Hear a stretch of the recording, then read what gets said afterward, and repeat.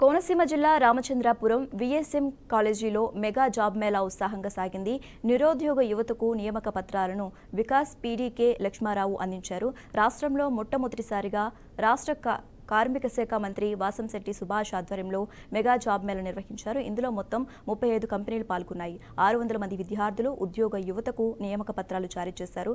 సుమారు 4 నుంచి 5,000 మంది నిరుద్యోగ యువత హాజరయ్యారు. 15 రోజుల సదరు సంస్థలు ఉద్యోగాలను ఖరారు చేయనున్నారు. ఈరోజు నిరుద్యోగత పెద్ద ఎత్తున రావడం జరిగింది.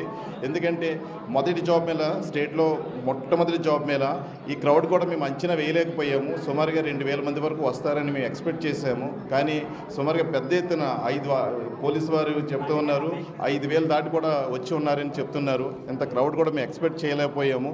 అయితే వచ్చిన వాళ్ళందరికీ కూడా మినిస్టర్ గారు తగిన సదుపాయాలు ఇచ్చి వాళ్ళందరికీ వాటర్ బాటిల్స్ దగ్గర నుంచి భోజన సదుపాయాల దగ్గర నుంచి అన్నీ కూడా ఇచ్చి వాళ్ళందరికీ కూడా జాబ్ సెలక్షన్లో వాళ్ళు టీం అంతా కూడా, మినిస్టర్ గారి టీం అంతా కూడా చాలా సహాయ సహకారాలు అందించారు. వాళ్ళందరికీ కూడా మేము వికాస తరపున ప్రత్యేక ధన్యవాదాలు తెలుపుకుంటున్నాము. మెగా జాబ్ మేళా మేము ఊహించినంత మంది జనం వచ్చి మేము 2,000 మంది వస్తారని మేము ఏర్పాట్లు చేసుకోవడం జరిగింది.